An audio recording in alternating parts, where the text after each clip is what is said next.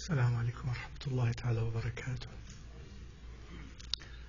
بسم الله الذي لا إله سواه الواحد الأحد الصمد الذي لم يلد ولم يولد ولم يكن له كفوا أحد، والحمد لله حمدا كثيرا طيبا مباركا فيه، حمدا يليق بجماله وجلاله وكماله ونعمائه وعظيم سلطانه، والصلاة والسلام على أشرف أنبيائه وعلى آله وأصحابه والتابعين لهم إلى يوم الدين. اللهم اجعلنا منهم آمين. We continue where we left off last week as we began to delve into the subject of the ruh, the spirit and the soul, and particularly the relationship of that ruh to death and to after death, and what we should know in accordance with the Quran and the Sunnah of Rasulullah sallallahu alaihi wasallam, and in accordance with the proper channels of ilm, of scholarship. We should know what we need to know about that, and so that we have information concerning this question, and so that if we encounter someone who says this or that, we at least have a basis of knowledge from the Quran and the Sunnah and the word of the ulama who have compiled those works, so that we have an idea about what we believe and what we expect as well, inshallah ta'ala, and what is right and what is wrong. And I hope that many of you, if not all of you, do remember what we have covered up to this point last time. And we have mentioned ayat of the Quran and hadith of Rasulullah sallallahu alaihi wasallam and experiences of our predecessors and their reports about the relationship of the ruh, of the soul, to the hereafter and to this world. So let me continue somewhere there. Along the way, remember Imam Ibn al-Qayyim has mentioned that, for example, when it came to the case that the living and those who have died, the arwah, the souls of those who have died, are also related, are also connected. And that, for example, we have learned that there are texts in the Sunnah and texts of our Salaf, of the companions of Rasulullah sallallahu alaihi wasallam, and of those who came after, that, for example, the loved ones, our deceased, are informed, the believing man and women are informed somehow in that realm of the barzakh, in the rawhani state, by Allah Azza wa Jal, somehow of what their relatives do on this dunya. And we have mentioned texts, and he mentions Ibn al-Qayyim rahimahullah ta'ala. Here he says, for example, وَهَذَا بَابٌ فِيهِ آثَارٌ كَثِيرَةٌ عَنِ الصَّحَابَةِ. He says this is a chapter in which there are many reports about that reality from the companions even of Rasulullah sallallahu alayhi wa alihi wa sallam.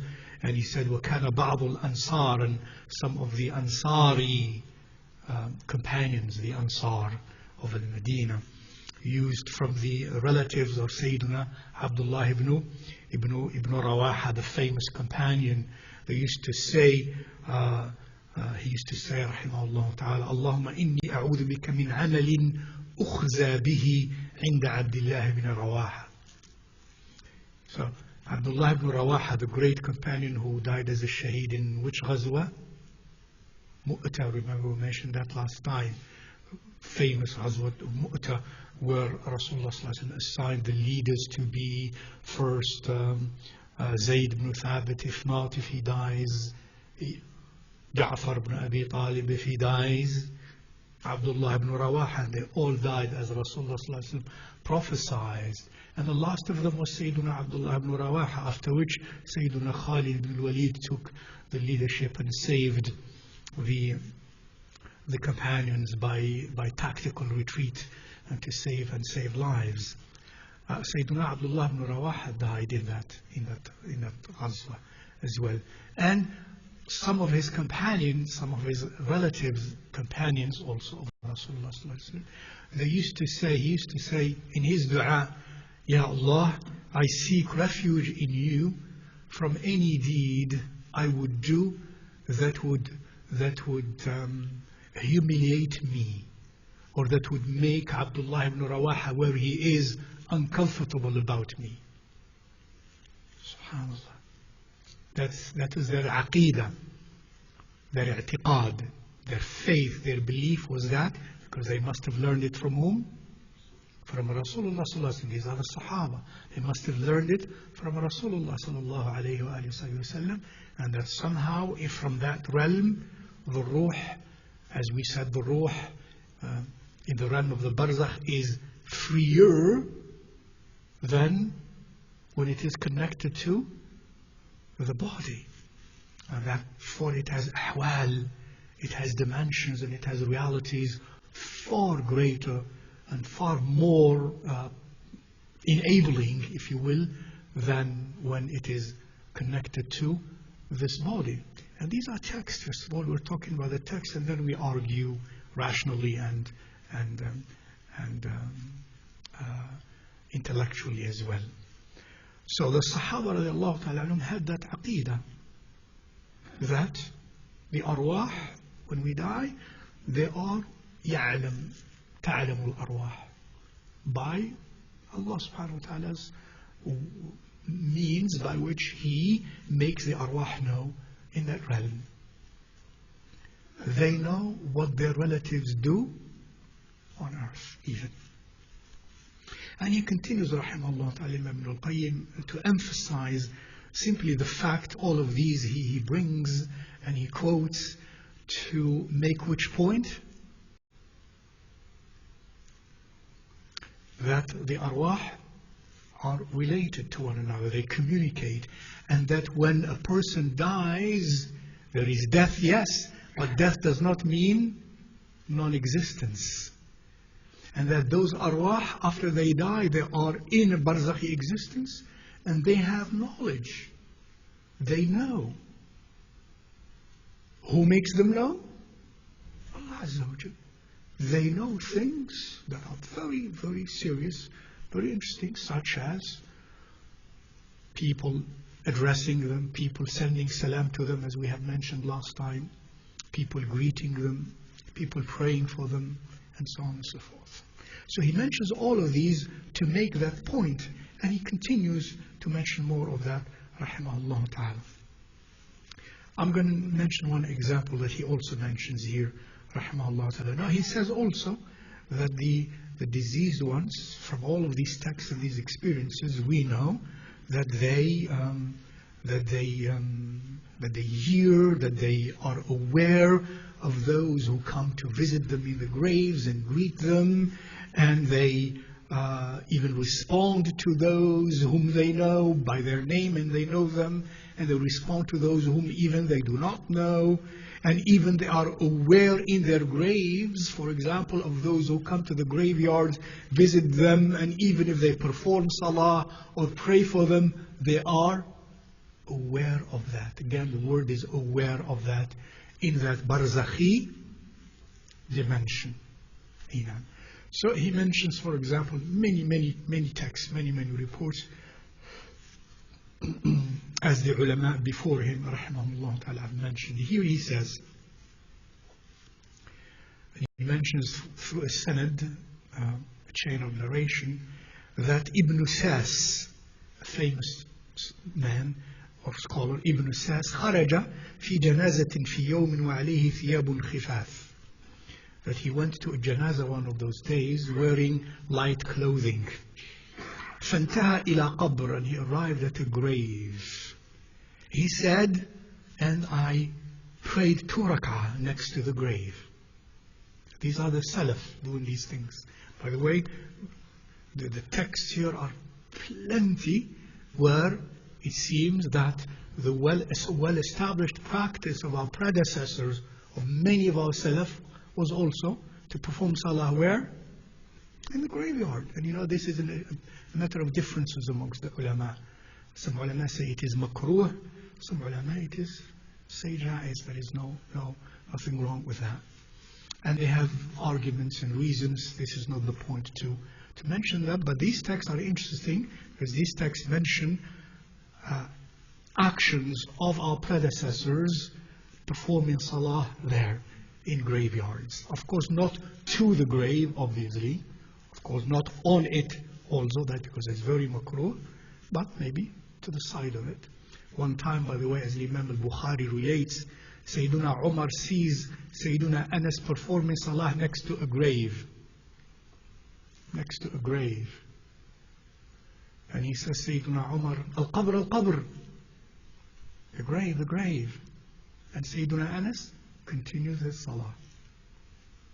And the Imam al-Bukhari entitles that, in other words, the fact that Sayyiduna Anas did not stop her salah and start again, that means that it is jaiz to do that, but preferably not. And he was performing salah in a grave in front of him.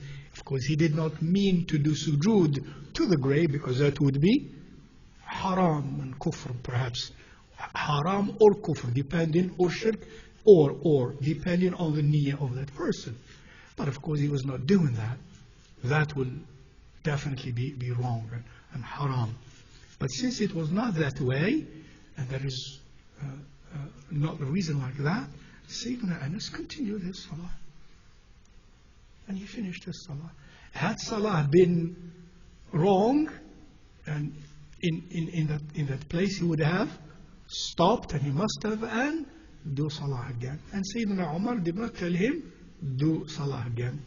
And this is related in al-Bukhari. And the Imam Malik, of course, and the Maliki school and the ulama, thousands of ulama of that school and other schools, say it is absolutely all right to do that. And the Shafi'i school says, as long as there is no najasa around you, and that, when, especially if the disease is new and the body is disintegrating, that there is no najasa of that you are subjected to. So anyways, they would know that. So he mentions that Ibn Sas kharaja fi janaza, and he performed 2 rak'at next to a grave. فصليت ركعتين ثم اتكأت عليه, and then I laid on the grave. He says, فوالله إن قلبي لا يقظان إذ سمعت صوتا من القبر. He says, by Allah, my heart, I know, as I rested, my heart, I know, was awake. And I heard a voice from within the grave. إليك عني لا تؤذني. Keep away from me. Don't harm me. فإنكم قوم تعملون ولا تعلمون. You are people who do but do not know. And we are قوم, we are people, we know but we do not do. ولأن يكون لي مثل ركعتيك أحب إلي من كذا وكذا. And were I to perform those 2 rak'ah that you just performed, would be more beloved to me than this and this and that. He said, I heard from within the grave this voice saying those words. So Imam al-Qayyim mentions, and this is therefore one who was in the graveside and had an experience. Allah allowed him to have that experience from the realm of the barzakh. And he knew that in his way of half awake, half asleep. His qalb was awake and he was sleeping, and he had that communication. He mentions, rahimahullah ta'ala.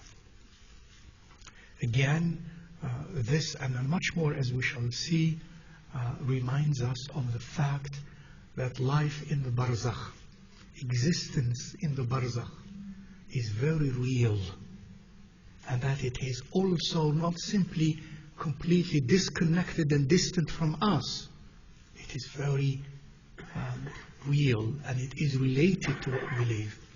And part of that should increase your iman and our iman in akhirah. And it should make it closer to us. Death is not something far-fetched and we bury someone and we forget about them and we don't learn anything and there is no relationship. SubhanAllah, all these texts and Shar'i logical analysis emphasizes the fact that this we have to take very personally and that it helps us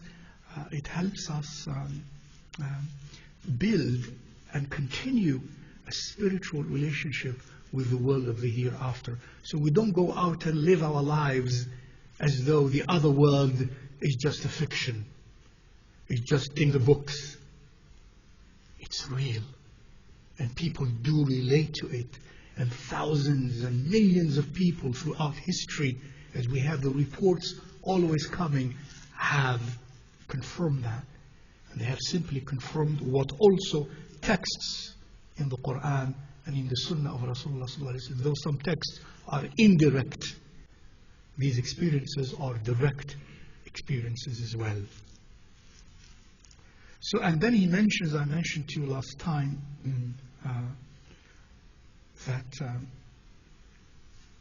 yes, and he mentions, rahimahullah ta'ala, that these mara'i, these visions and these experiences are so many, so mutawatira, so unanimous and reported to us by tawatur.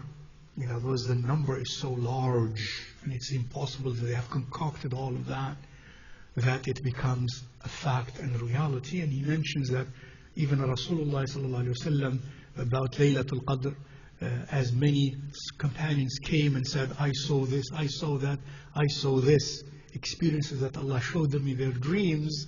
And he said sallallahu alaihi wasallam, إني أرى أن رؤاكم قد تواطأت على أنها في العشر الأواخر أو في السابع والعشرين أو كما قال. Then he said sallallahu alaihi wasallam, your dreams seem to indicate, because these are mu'minun dreams, that Allah is informing through those dreams, and since those dreams are many of the believers, Rasulullah sallallahu alaihi wasallam took it as evidence as well. Sallallahu alayhi wa sallam. That's why فإذا تواطأت رؤيا المؤمنين على شيء كان كتواطؤ رواياتهم له وكتواطؤ رأيهم على استحسانه واستقباحه وما رآه المسلمون حسنا فهو عند الله حسن وما رآه قبيحا فهو عند الله قبيح. He says the fact that the ru'ah, the dreams have been so unanimous, this would be like riwayah, like reporting when it is unanimous. And when the believers all, the majority of the believers as believers, muwahidun, especially ulama amongst them, have agreed on something, then that something is hasan, is good, then Allah Azza wa Jal, with him it is hasan as well. And if the believers have agreed, their ulama and the believers have agreed on something to be qabih, to be ugly, to be immoral, to be wrong, then it is wrong with Allah subhanahu wa ta'ala. This is a special indicator of this ummah as a gift of Allah subhanahu wa ta'ala, that if believing man and women, muwahidun man and women, most of them or all of them report something and agree on something, that's an indicator or even an evidence that it is true. And this is well established amongst the ulama, rahimahullah ta'ala, or most of the ulama.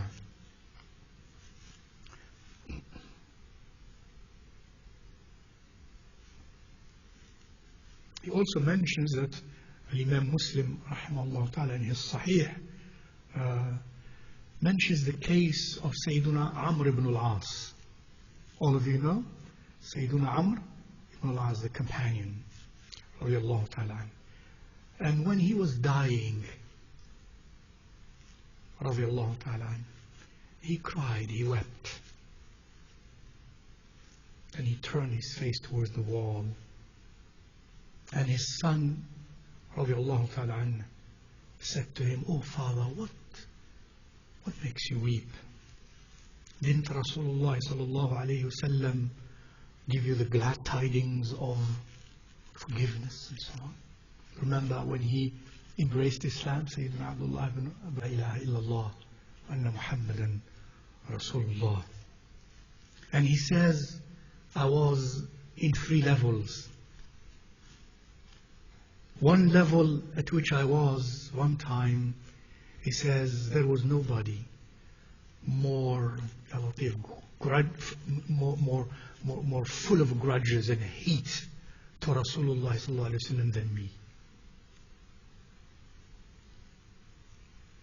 And if I had the opportunity at that time, in that condition in which I was, astaghfirullah, to kill him, I would have done that. And then if I died in that condition, لَكُنْتُ مِنْ أَهْلِ النَّارِ. And then had I died in that condition, I would have entered hell. That's first level at which he was.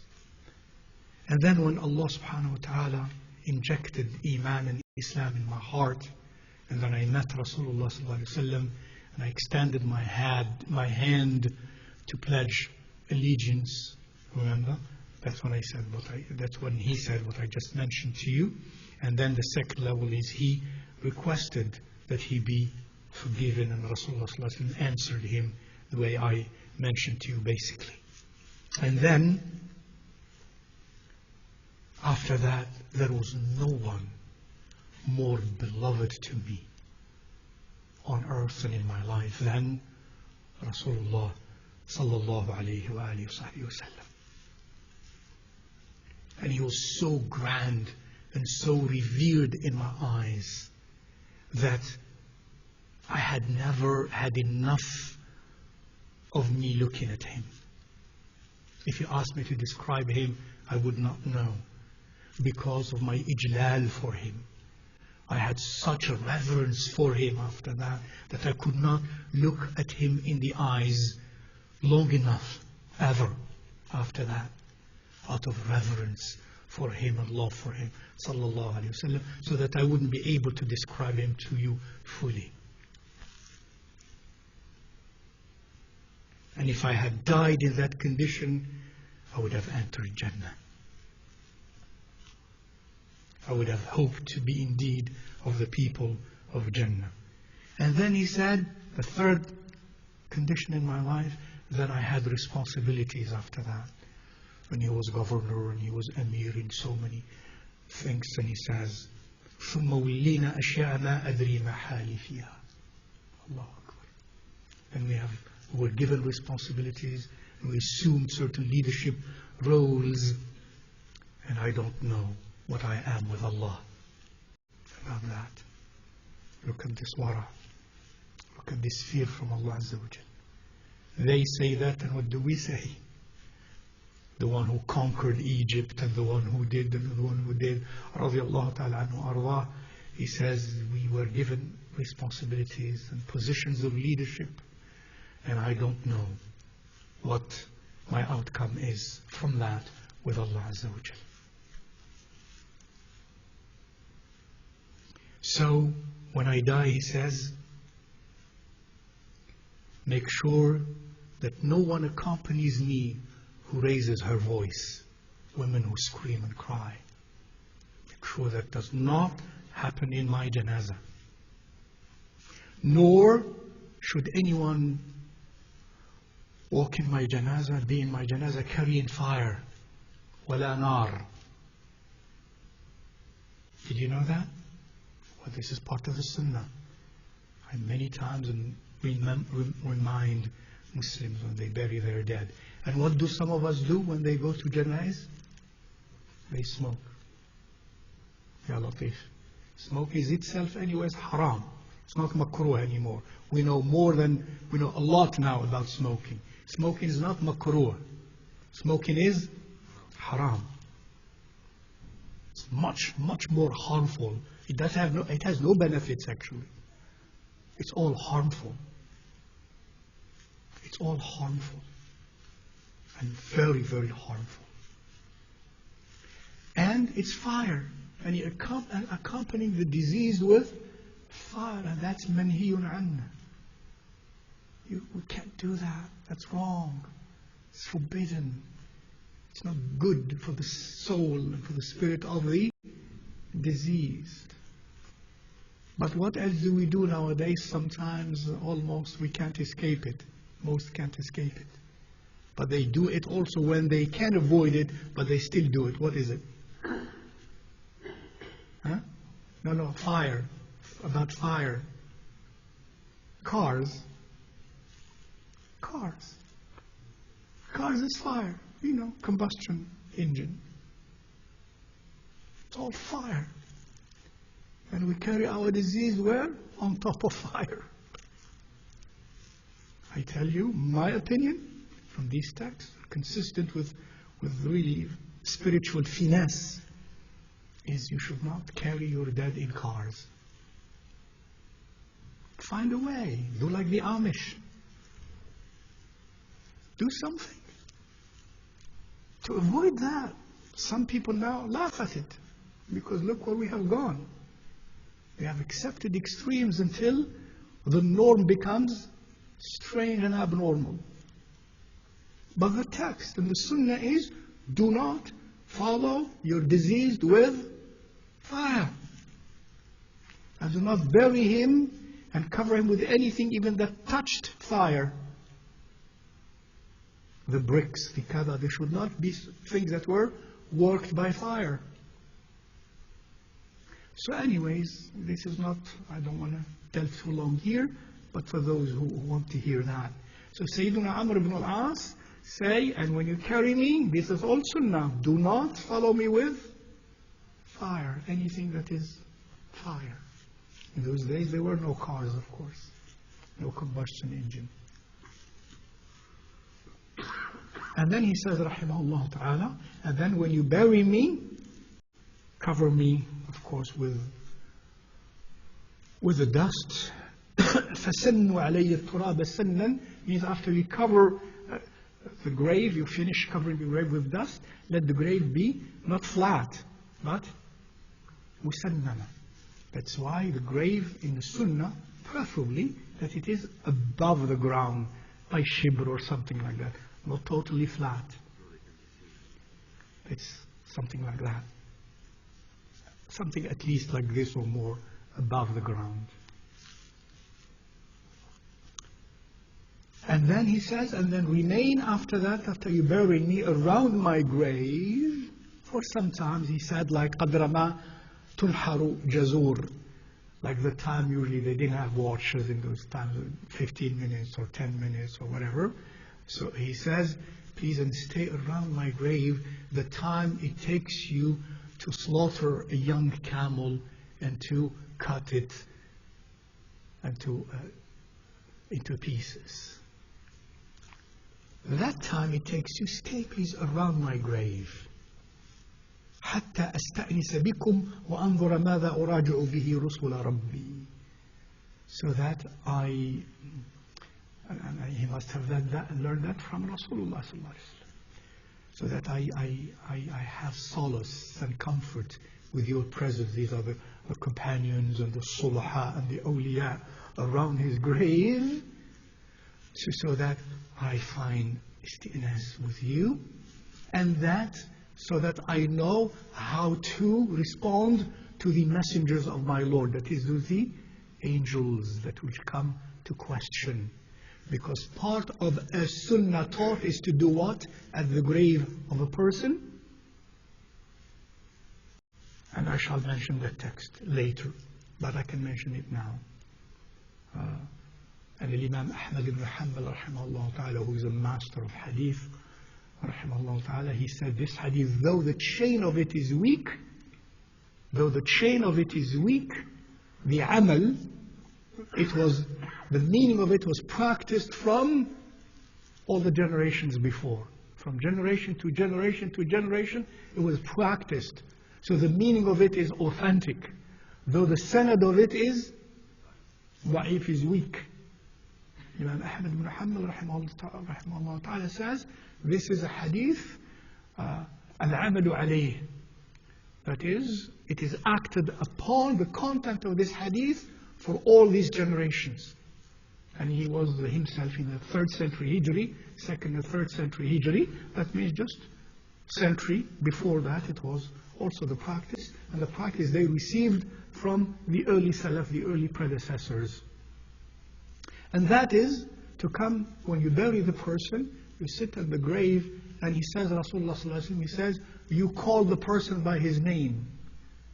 Oh, Fulan, son of Fulan, if you know his mother. If you don't, you say son of Hawa, or daughter of Hawa. And you say that 3 times. Ya Fulan ibn Fulana, Ya Fulan ibn Fulana, Ya Fulan ibn Fulana. After the 3rd time, he says he will know that you are there. And you tell him, this is called talqeen at the grave, well established as a practice for the centuries of our predecessors. And you say, La ilaha illallah Muhammadur Rasulullah. That Allah is my Lord, Allahu Rabbi. That Islam is my deen, wal Islamu dini. Wa Muhammadun sallallahu alayhi wa alihi wa sallam nabiyyi, wal Qur'anu kitabi. You say that to him. He says he knows, he hears you, but he does not, of course, respond to us, because once we enter that realm, we're shut from this world. We know this world, but we are not communicating with it directly, except through ways Allah wills, as dreams, as kada, as special circumstances. So Sayyidina Amr ibn al-As simply said, do that for me. And he mentions, rahimahullah ta'ala, Imam Ibn al-Qayyim here mentions, and he says, وَقَدْ ذَكَرَ أَوْ ذُكِرَ عَنْ جَمَاعَةٍ مِنَ السَّلَفِ أَنَّهُمْ أَوْصَوْا أَنْ يُقْرَأَ عِنْدَ قُبُورِهِمْ وَقْتَ الدَّفْنِ. He says, rahimahullah ta'ala, Imam Ibn al-Qayyim, in accordance with this text, and he says that many of the Salaf, Jama'ah, a group of our Salaf, our predecessors, or we say Salaf meaning the companions, the Tabi'een, the Tabi'een in particular, and some after that, that they all also, they left a will before they died that Quran be read after they bury them at their graves. And for example, قال عبد الحق, I know many of you don't know these names, Imam al-Hafiz Abdul Haq al-Ishbili, one of the great Huffaz and ulama of this ummah and of hadith and of fiqh, from when the Andalus existed, Ishbilia Seville, when it was a land of Islam. And he was one of the great ulama of hadith and of fiqh and so on, and sharh. Imam Abdul Haq al-Hafiz Abdul Haq al-Ishbili, rahimahullah ta'ala, and a critique of hadith, etc. He mentions that Abdullah ibn Umar radiallahu ta'ala anhuma had ordered and left a will that when he's buried, that Surah Al-Baqarah would be read at his graveyard, at his grave after being buried. And then after that, many ulama practiced exactly that, and he mentions some of those ulama, and he continues to mention, in this case, for example, Imam Ahmad ibn Hanbal, from the riwayah of Imam al-Khallali. Imam al-Khallali is one of the great figures in the Hanbali madhab, in the madhab of Imam Ahmad ibn Hanbal, Imam al-Khallal, rahimahullah ta'ala. He mentions through his sanad a story that I think mentioned to you last time, that he was in a graveyard with few other scholars like Muhammad ibn Qudam al-Jawhari and like Ali ibn Musa, rahimahullah ta'ala, and that they saw a person reading Quran at the grave of someone who was buried. and that person who was reading was a blind man. And Imam Ahmad saw that, and he said to his companion, I think Imam Muhammad in this case, Ibn Qudam al-Jawhari, he said to him,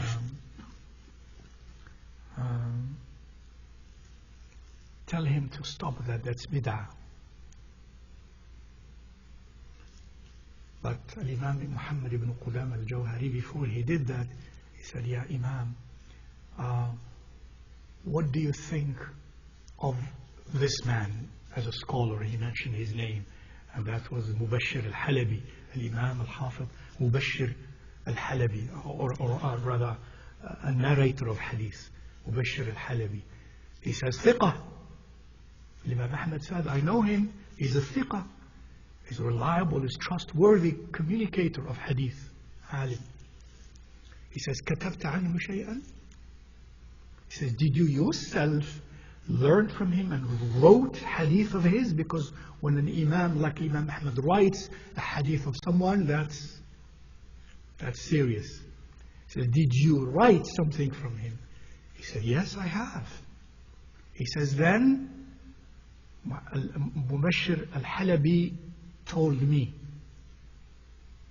And this is Muhammad ibn Qudam al-Jawhari, who is a companion of Imam Ahmad, and both are very trustworthy, of course. He says, Mubashir al-Halabi told me that he heard, and he mentions the chain of narration, Abdul Rahman ibn Ala ibn al-Lajlaj. Abdul Rahman ibn al-Ala ibn al-Lajlaj has told me that his father, that is Al-Ala ibn al-Lajlaj, told him that, and he was a companion of Sayyidina Abdullah ibn Umar, that Sayyidina Abdullah ibn Umar radiallahu ta'ala anhu awsa, he left a will that when he is buried, that you should read the beginning of Surah Al-Baqarah and the end of Surah Al-Baqarah at his grave after you bury him.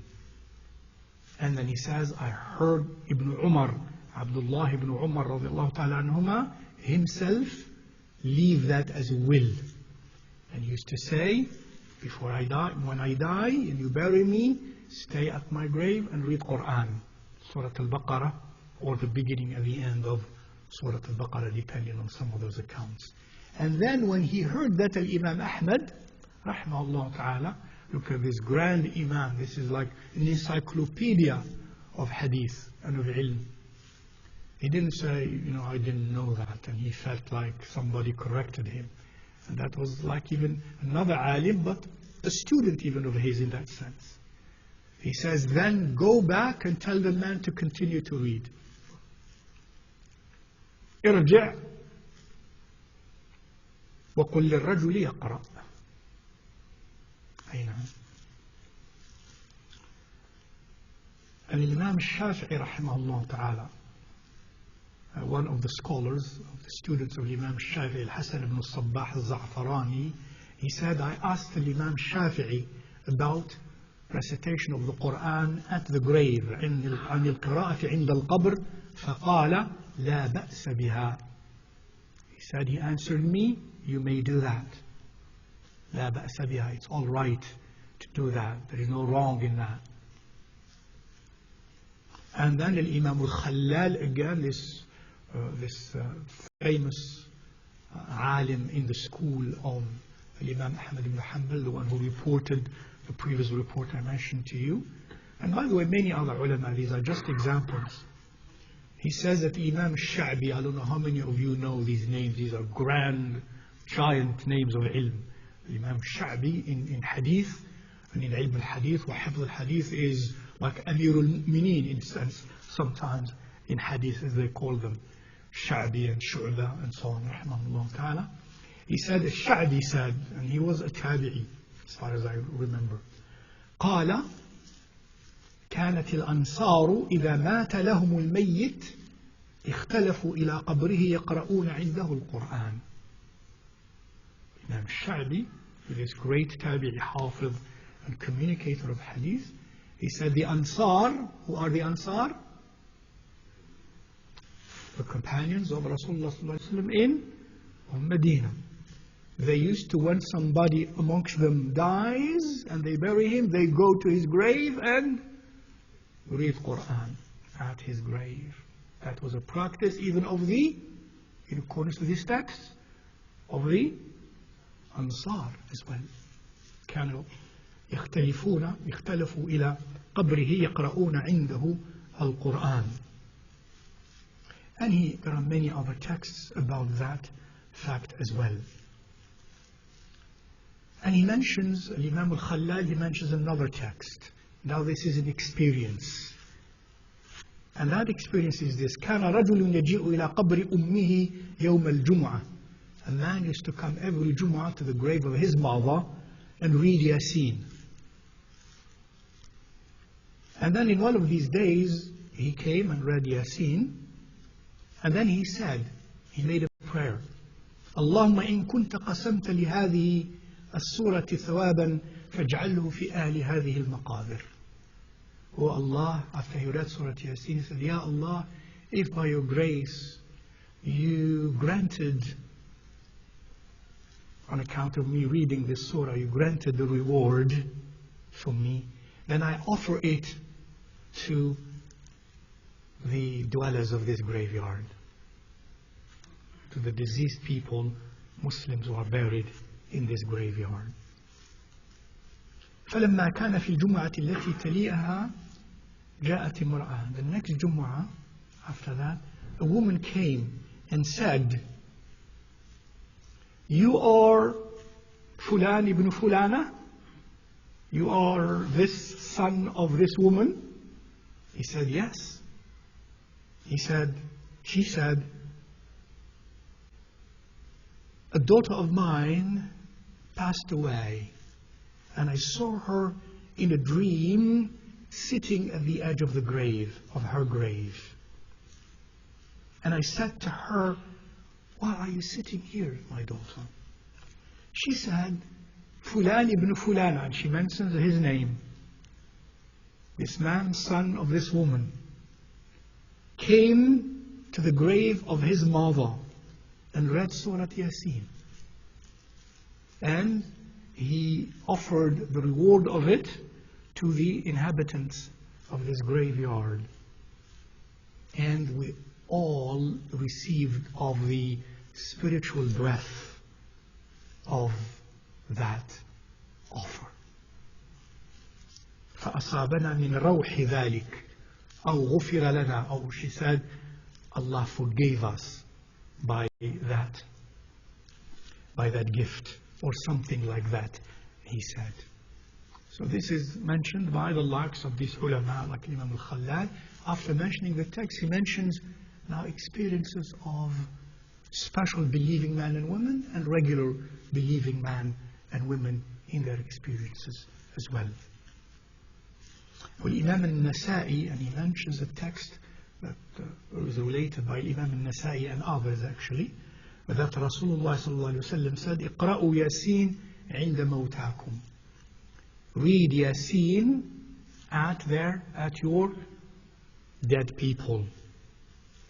This text, of course, has been debated by some ulama whether it is fully authentic or weak or kada.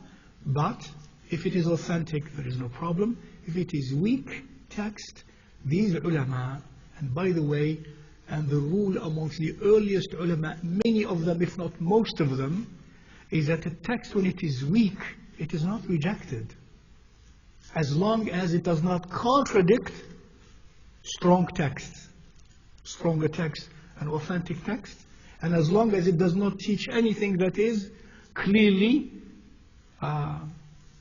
opposite to what is well established in the Shara, and there is no other authentic text instead of it, then we apply it.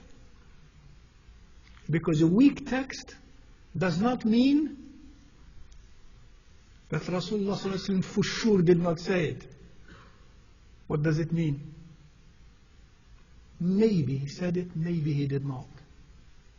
We cannot say for sure he said it. We cannot say that. But we cannot say for sure he did not say it. That's it. What's weak text mean? I mean, ضعيف, as long as it is not موضوع. As long as it is not ضعيف, that is spurious. Or موضوع, that is out of the realm, out of the question. That Rasulullah ﷺ most likely has not said that. But when it is weak, we cannot say for sure he did not say that. Nor can we say for sure he said that. So the ulama wait for qara'in. The ulama wait for what we call other types of evidence and other circumstantial evidence to pass the judgment whether this text is going to be used or not used.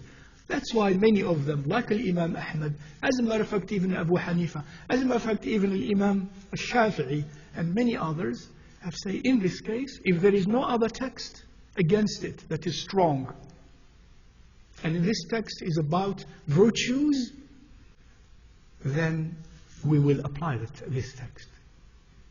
And we will not simply accept the opinions of scholars to agree or to disagree. In other words, al-qiyas wal-ra'i, in the presence of a hadith da'if, which one takes precedence? Al-hadith al-da'if عند هؤلاء العلماء. With these ulama, like Imam Ahmad, like Imam Shafi'i, like Imam Abu Hanifa, even in some instances like Imam Malik as well, and Nawawi and others, هذاك حدث ولا حرج. That if there is no text against it, that is authentic. And it does not teach anything that is well established against something that is well established in the deen, against it, not different, against it. And then it is in matters of merits and virtues and spirituality and ibadat and so on, even in ahkam, as Imam Ahmad says, then we will use it. Instead of taking the arguments of a alim, let alone lay people amongst us. We say, well, this text is weak, and therefore my opinion should precede. My logical understanding should take precedence over a hadith that is weak. They said, no matter who you are, hadith that is weak, not spurious, not mawdu', not kada, takes precedence over your scholarly opinion. And that's well established in the usul of hadith and the usul of fiqh amongst the great vast majority of the ulama rahimahullah ta'ala. So this text by Imam Nasa'i rahimahullah ta'ala, and he mentioned it because for him it was strong enough that Rasulullah sallallahu alaihi wasallam said what? اقرأوا ياسين عند موتاكم. And عند موتاكم has at least two meanings. عند موتاكم meaning when a person is dying, and it also means when a person has died in the grave. The word may mean both of them. And there is no reason why, there is nowhere in the Quran or in the Sunnah that is strong and authentic that says this meaning takes priority over that other meaning. There is no such a thing as far as we know. And therefore both meanings are possible. There is no contradiction between those two meanings, that to read Yasin at the person's grave or while the person is in bed dying. Both. عند موتاكم. He didn't say عند موتاكم only when they are dying, nor he says عند موتاكم only after you bury them. He says عند موتاكم. Therefore يبقى اللفظ على إطلاقه. Therefore we take this word used here in its free sense as it came, without any constriction and restriction. So both are good, and that's why this has been a practice by most of the ulama of this ummah for centuries and centuries. Allah Ta'ala alam.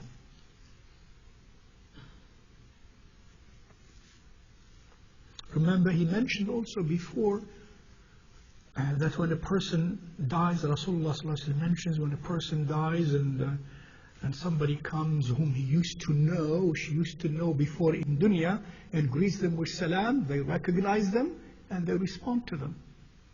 And if that person who greets them, they did not know in this dunya, they greet them back, but they don't know them.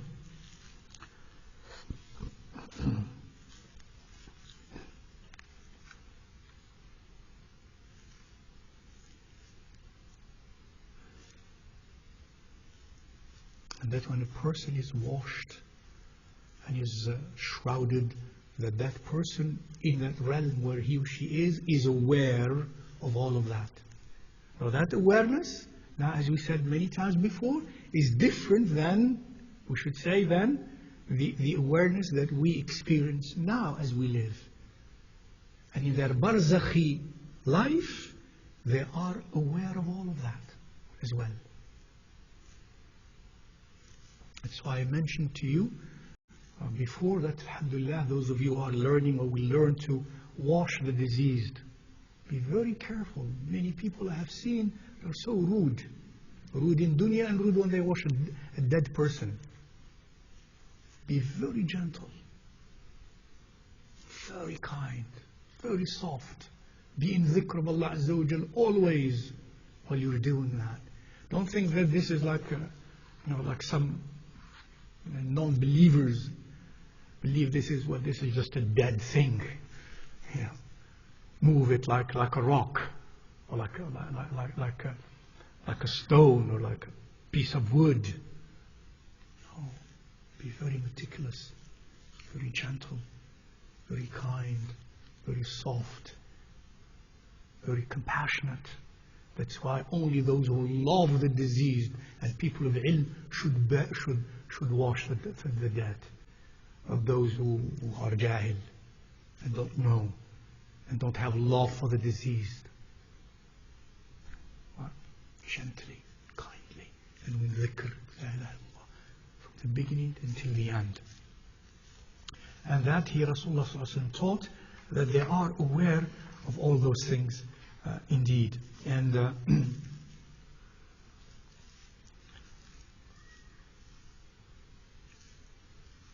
and the fact that the Muslims throughout the generations have been doing talqeen to the deceased when they bury him or her, they stay at the grave and say this and say that. Imam Ahmad Sayyid rahimahullah ta'ala, he says this is good to do, and it is good and strong as an evidence because this is the practice of all the generations that have passed. And his time, as I said, was the 3rd century Hijri. He died in 200 and something, rahimahullah ta'ala. And that, he's speaking about how many generations? Only about 1 or 2, 3 generations till Rasulullah sallallahu alayhi wa sallam, that they used to practice that, even though the text, when he analyzes the text technically, that text may have sanad that is da'if. Again, sanad that is weak, chain of narration that is weak, does not always mean the text is to be rejected, though there are some people who say that and practice that.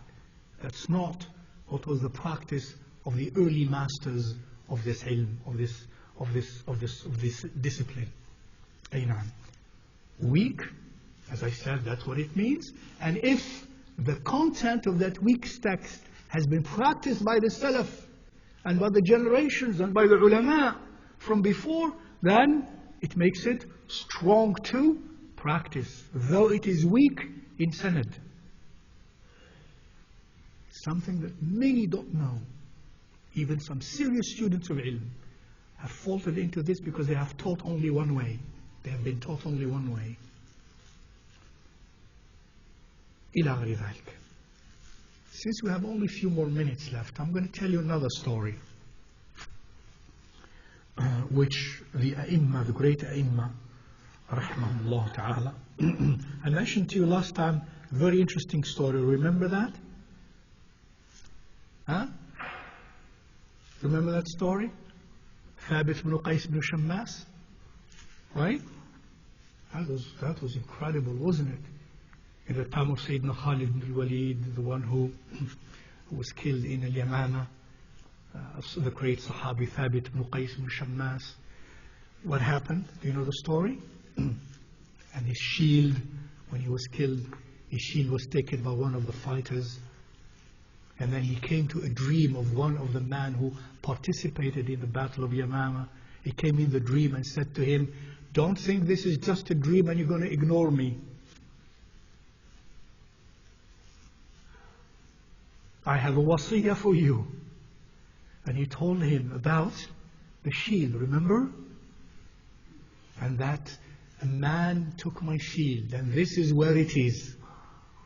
He told him where the man lives, where the shield is, next to where the horse is attached, under the jar covered by a saddle, all of those indicators. And he says, "Go tell Khalid ibn al-Walid that, and to recuperate it."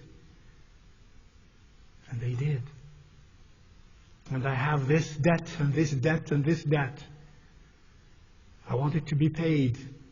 And I have this slave, and this slave, and this slave. Free them all." Because the battle occurred, and he did not perhaps expect to die, rahimahullah ta'ala, radiallahu ta'ala anhu. And then they went and they found exactly the way it was described. This is all in here.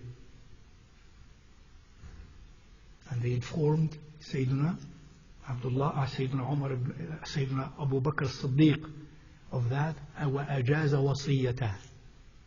And he indeed executed that will of a person who expressed his will from the beyond. That's why the ulama and the fuqaha say, we do not know of anyone whose wasiyah was executed after he died, except Thabit ibn Qais ibn Shammas. Subhanallah. But for us, for the qudah, that's a very interesting issue. For the judges, very interesting issue of Islam. But for us, what's interesting here? Al-yaqeen about al-akhirah. Certitude about the hereafter. Yes, Allah has, by His grace, throughout generations, communicated to this ummah that which gives us more certitude about akhirah. I have heard in my life even, stories actual like that through dreams. Incredible things. The last story I'm going to mention to you, just for today, that is also related, and Al-Imam here, Ibn al-Qayyim says, and I think it was also through Ibn Abi Dunya in his work, Kitab al-Manamat, Sahha, he said, Sahha, it is authentically related. Al-Hammad ibn Salama, the great scholar and the great faqih, Hammad ibn Salama, rahimahullah ta'ala, who died around 167 Hijri. This is the 2nd century Hijri. That, and he mentions the chain, that a companion, 2 companions, one by the name of As-Sa'b ibn Jathama, and the other one, Malik ibn Auf, Auf ibn Malik, rahimahullah ta'ala. Many of you know Auf ibn Malik, rahimahullah ta'ala. They were, in this dunya, when they were living, كَانَ مُتَآخِيَيْن. In other words, they were brothers in Islam. The brotherhood of Islam between Auf ibn Malik and As-Sa'b ibn Jathama. And then they used to talk, and once day Sa'b said to Auf, radiallahu ta'ala anhu, these are 2 companions, أي أخي أينا مات قبل صاحبه فليتراءى له. Look at this aqidah. He says, any of us who dies first, he should come in a vision to the other.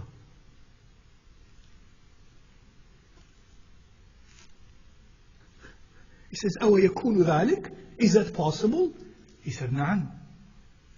Some of the ulama call these things like this, all by the grace of Allah Azza wa Jal, that Allah grants some of His ibad at-tasarruf, the ability to do things through their arwah as Allah permits them and allows them and enables them of whatever it is. Tasarruf. So this Sahabi said that. First of all, for a Sahabi to say that, it must have been through whom? Through Rasulullah sallallahu alaihi wasallam. And that was then possible, and that was acceptable to the Salaf rahimahumullah ta'ala. فمات صعب. The one who died first was Sa'b ibn Jathama radiallahu ta'ala anhu. And after a while, Auf saw him in a dream. And in that dream, he sees Sa'b coming towards him. Akhi, he said, is it my brother? He said, yes, I am. He said, I asked him, what was done to you? ما فعل بكم? قال غفر لنا بعد المصائب. Allah forgave us after much trials. And then he said, this is Auf ibn Malik, he said, in that dream I saw لمعة سوداء في عنقه. I saw a dark, I think لمعة means here dark, shining spot in his neck. قلت أي أخي ما هذا? Oh dear brother, what is that? Oh, he said, that's 10 dinars I have borrowed from our friend, and he mentioned his name, Fulan al-Yahudi, the Jewish person. 10 dinars I had borrowed from X, our Jewish neighbor, our Jewish person. They are in my qarn, in a type of a horn-shaped container. Please give it back to him. In other words, this is because he borrowed it and he died and he had not returned it. And he had not even used it. By the way, he died without even using it because he says, it is in my qarn, it is in my hanging that horn-like container. Please give it to him. And do know, my dear brother, that whenever anything happens in my house after me, after I have died, except that I have knowledge about it. Even, he said, a cat that died a few days ago in our house. Number one. Second, and do know that my young daughter will die in 6 days. Please tell them to take good care of her. He says, when I awoke, wow, I said, in all of this, there are milestones. So he says, first, what did he say? 10 dinars, this is where they are. Second, the cat that died in our house. Third, the daughter will die in 6 days. So he said, well, I went to his family and I greeted them, and then they were very happy to see me, and they said to me, it took you so long after your brother died to come and visit us, to find out about us. He says, فَتَعَلَّلْتُ بِمَا يَتَعَلَّلُ بِهِ النَّاسِ. So I gave excuses to get out of that. He said, and then I looked in the space of the room, and I saw the qarn, and I saw the hanging horn. I took it, and I emptied it, and there was a surra, a bag. Opened the bag, 10 dinars were there. So I called the Jewish friend. I said to him, هل كان لك على صعب شيء? Was there anything due to you from Sa'b, my brother in Islam? He says, رحم الله صعبا كان من خيار أصحاب رسول الله. The Jewish man said, May Allah bless the soul of Sa'd. He was one of the best companions of Rasulullah sallallahu alayhi wa sallam. And this was not a Muslim yet. He said, it is his. It is his. No, and he says, I told him, no, tell me what is his. Oh, he says, 10 dinars that he borrowed from me. So SubhanAllah, I said, here they are. He didn't tell him the story. He says, here they are. He gave him the 10 dinars back. He says, he looked, he says, by Allah, they are actually the exact 10 dinars I gave him. And then he said, I said to myself, Ibn Malik, this is evidence one. Then I said to them, after the death of Asad, or family of Sa'd, this is his brother in Islam, did anything happen? Tell me what happened in the house. Anything of anything, tell me. And they said, this happened, and that happened, and that happened. Then we had a cat that died a few days ago. He said, Subhanallah, this is 2. Allahu Akbar. فَقُلْتُ هَاتَانِ اثْنَتَانِ. He says, and then he said to them, what is the young daughter of my dear brother, rahimahullah ta'ala? Bring her to me, I want to see her. I say, she's playing over there. He says, I came to her and I touched her and I found her feverish. And I said to them, please take good care of her. He didn't tell them what he knew. Please take good care of her. 6 days later, she dies.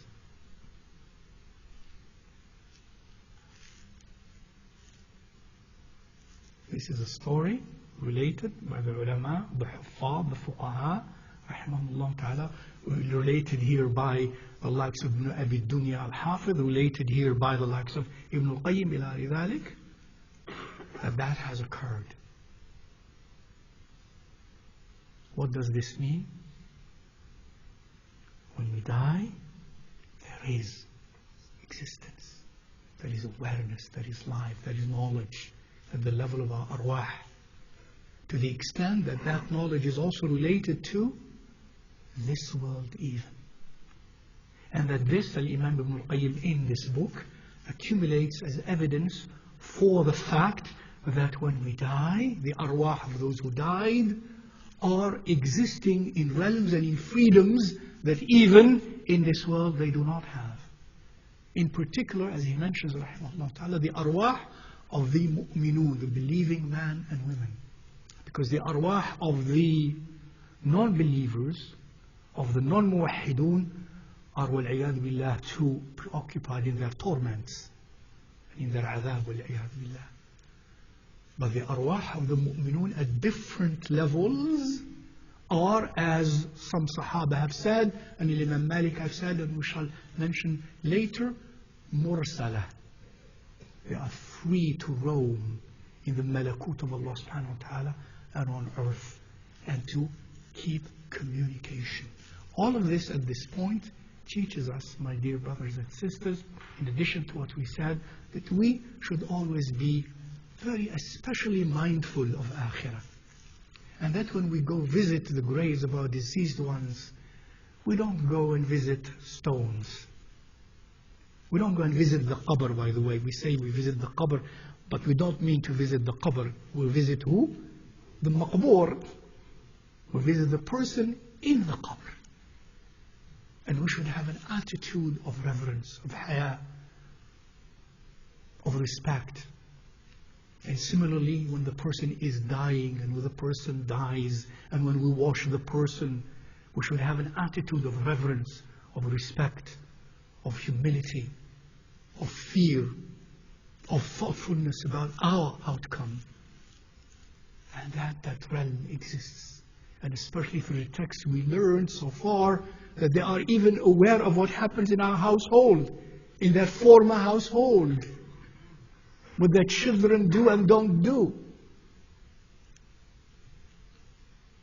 To the extent that they would give advice to one another, the Ansar and the Sahaba and the Salaf, be careful the way you behave in dunya, because the way you behave in dunya may put to shame, or put you to shame, or put to shame your beloved one who passed away before you.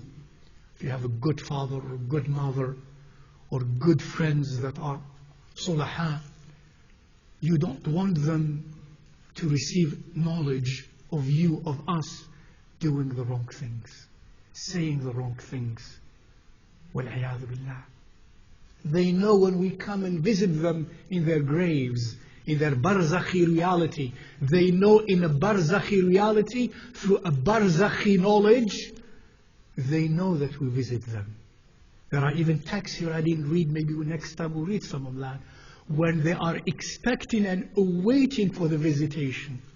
Wallahi al-azim, I don't remember the details, but just about a year and a half to 2 years ago, a very beloved brother had his beloved mother died, and she was a good woman. She was a good Allah-fearing woman. She was in the States, in New York, and she died in Abu Dhabi. And subhanAllah, 2 people and her son, young son, used to go visit her regularly. And another person saw her in a dream saying, why is Abdullah why did he stop visiting me? And then he goes to the house of Abdullah. As he's knocking at the door, he sees him and he says, what brought you? He says, your mother. He said, I saw her in the dream sending you to tell me. This was 2 years ago, less than 2 years ago. SubhanAllah. Why did Abdullah stop coming and visit me? And the other one sees the dream also, where that has occurred and that he's coming to tell him. To tell him that he being the son of the deceased, of the good woman. We must not live disconnected from Akhirah. No matter what you do. As I said last night, Super Tuesday, fine, go vote. But don't forget these realities. As you vote, vote while these things are in your mind. You know, don't be just secular, just worldly. Do what you do. In the good things you do them with an awareness of these things. So that what we do will be done right and balanced and honorable. So that what we say in agreement or disagreement will be done while we know these facts. But the more, my beloved brothers and sisters, we forget these facts, the more we indulge in prosperity, in ease, in delight, in luxury, even halal luxury, we will tend to forget and demean the value, the spiritual value of these dimensions. And we live disconnected from these dimensions until it's too late. May Allah subhanahu wa ta'ala open the hearing channels of our hearts to what He loves subhanahu wa ta'ala. May Allah subhanahu wa ta'ala grant rahmah to all of those who have passed away, of the believing men and women. May Allah grant a special rahmah to our beloved Sidi Uthman Bayda rahimahullah ta'ala, whose death also, made us say these things and remind each other of these things. May Allah Azza wa Jal grant him a lot of rahmah. May Allah subhanahu wa ta'ala accept our dua for him and get it to him, inshaAllah ta'ala. May you all, my beloved brothers and sisters, may we all live a life in full awareness of Allah. And we die a death in full awareness of Allah subhanahu wa ta'ala. And may He not cause us to be despised on that day when we shall be put few feet under the ground. And that's not the end. That's only the beginning of real life. وصلى الله وسلم على سيدنا مولانا محمد وعلى آله وصحبه أجمعين. And we continue next Tuesday in the same subject matter. Assalamu alaikum wa rahmatullah.